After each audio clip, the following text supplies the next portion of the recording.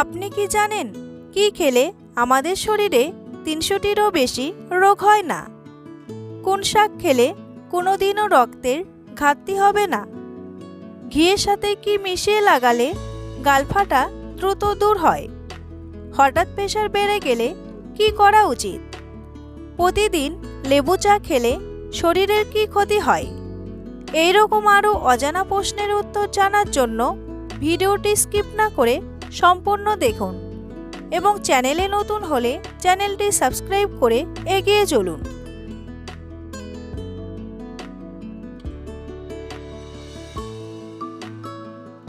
শীতে কোন ধরনের লিপস্টিক ব্যবহার করা ভালো? গ্লসি, ম্যাট, লিকুইড নাকি নুড?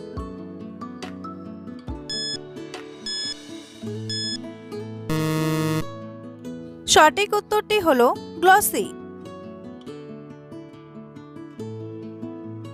জিভে ঘা হলে কি লাগালে দ্রুত কমে যায়? মধু, হলুদ, পেঁপের কষ নাকি কাঁঠালের রস?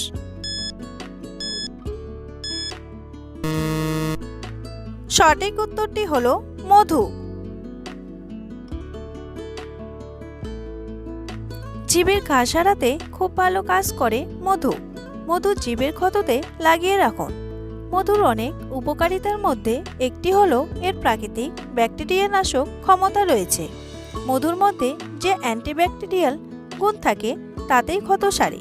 সেই সঙ্গে ক্ষত কমাতেও কাজে লাগে এই উপকারী উপাদান। কিছুটা মধু হাতে নিয়ে ক্ষতস্থানে লাগিয়ে নিন। তাই হাতে কিছুটা মধু নিয়ে ক্ষতস্থানে লাগালে বেশ উপকার পাওয়া যায়। তবে এক্ষেত্রে অবশ্যই মধু হতে হবে খাঁটি। এভাবে লাগিয়ে রাখলে সেখান থেকেও ক্ষত সেরে যায়। বন্ধুরা, পরবর্তী প্রশ্নে যাওয়ার আগে আপনারা যদি চ্যানেলে নতুন হন তাহলে অবশ্যই চ্যানেলটি সাবস্ক্রাইব করুন এবং ভিডিওটি ভালো লাগলে একটি লাইক করে এগিয়ে চলুন। দারুচিনি গাছের জন্ম কোন দেশে হয়েছিল? ইংল্যান্ড, চীন, থাইল্যান্ড নাকি শ্রীলঙ্কা?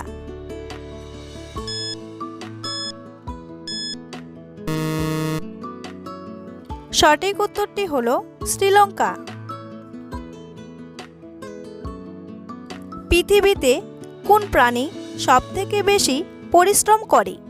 মাকড়সা, পিঁপড়ে, গরু নাকি মানুষ?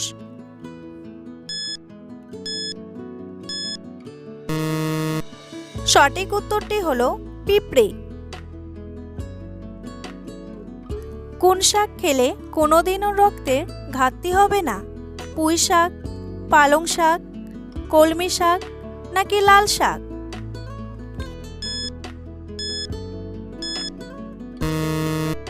সঠিক উত্তরটি হলো কলমি শাক।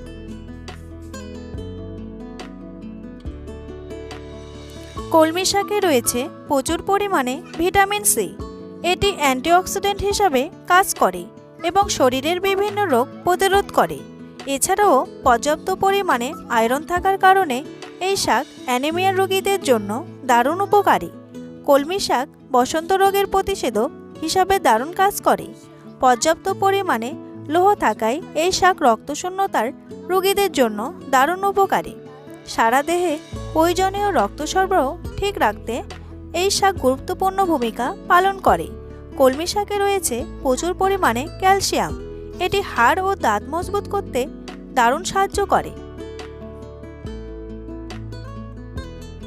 রামধনুতে সবার উপরে কোন রংটি থাকে? লাল, নীল, হলুদ নাকি সবুজ?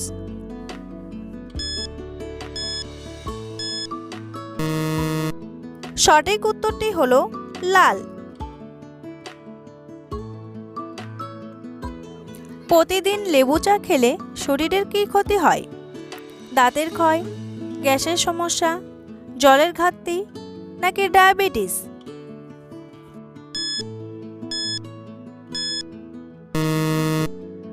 সঠিক উত্তরটি হলো দাঁতের ক্ষয়। যারা নিয়মিত লেবু চা খান তাদের দাঁতে এনামেল ক্ষয়ের লক্ষণ দেখা যায়। তাই অত্যাধিক মাত্রায় লেবু চা না খাওয়াই ভালো, এতে দাঁতের ক্ষয় বাড়বে। লেবু চা খাওয়ার পরেই অবশ্যই ভালো করে কুলিকুচি করে নিতে ভুলবেন না, নইলে দাঁতের ব্যথায় ভুগতে হতে পারে।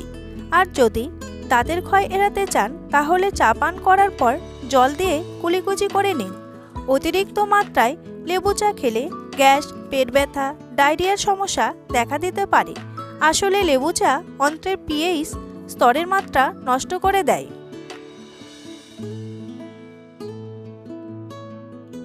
কি দিয়ে চা খেলে কখনো গ্যাস অম্বল হবে না? লেবু, আদা, এলাচ নাকি জিরা?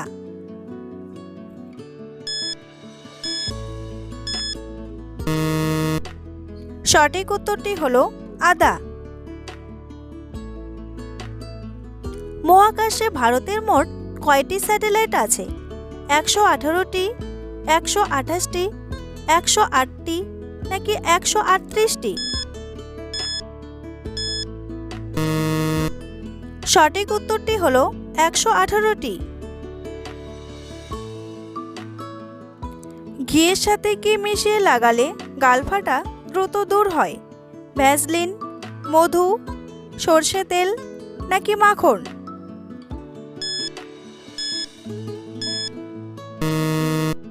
সঠিক উত্তরটি হলো মধু।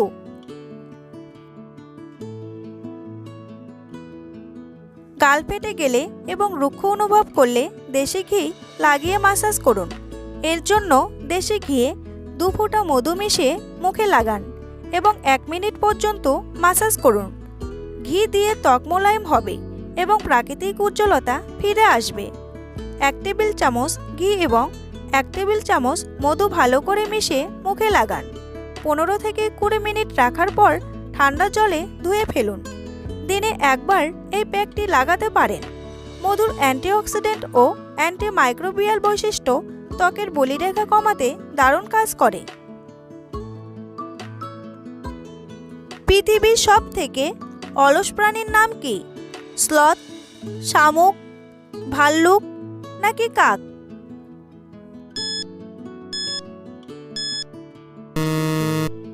সঠিক উত্তরটি হলো স্লথ।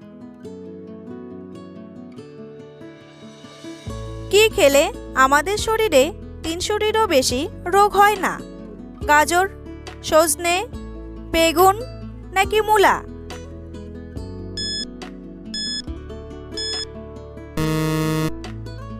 সঠিক উত্তরটি হলো সজনে। বিশেষজ্ঞদের মতে এই অতি সাধারণ সবজিটি 300টি রোগের জন্য আয়ুর্বেদে ব্যবহার করা হয়। আয়ুর্বেদ বিশেষজ্ঞদের মতে সজনে হলো এমন একটি সবজি যার মধ্যে antibiotic, anti inflammatory, antiviral, anti ageing, antifungal গুণ রয়েছে।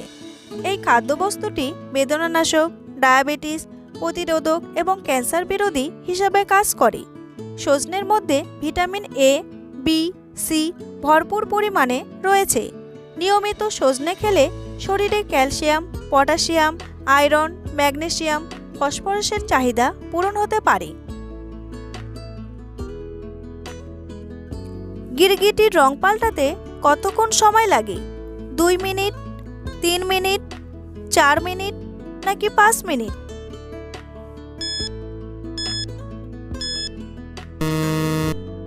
সঠিক উত্তরটি হলো 2 মিনিট। হঠাৎ প্রেসার বেড়ে গেলে কি করা উচিত?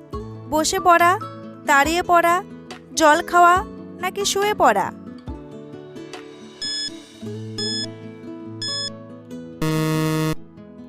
সঠিক উত্তরটি হলো বসে পড়া। যদি কারো রক্তচাপ হঠাৎ খুব বেশি বেড়ে যায়, সেক্ষেত্রে রোগী যদি দাঁড়িয়ে থাকেন তাহলে অবশ্যই বসে বা শুয়ে পড়তে হবে ও তার বিশ্রামের ব্যবস্থা করতে হবে। জরুরি অবস্থা হিসাবে অবশ্যই চিকিৎসকের পরামর্শ নিতে হবে। প্রয়োজনে হাসপাতালে শরণাপন্ন হতে হবে। উচ্চ রক্তচাপের সমস্যা থাকলে রোদে না বেরোনোই ভালো, কারণ রোদে বেরিয়ে হঠাৎ করে রক্তচাপ বেড়ে গেলে আপনি মাথা ঘোরা, অজ্ঞান হয়ে যাওয়ার অবস্থার সম্মুখীন হতে পারেন। কোন দেশে সবথেকে বেশি ট্রেন চলাচল করে? আমেরিকা, ভারত, চীন নাকি জাপান?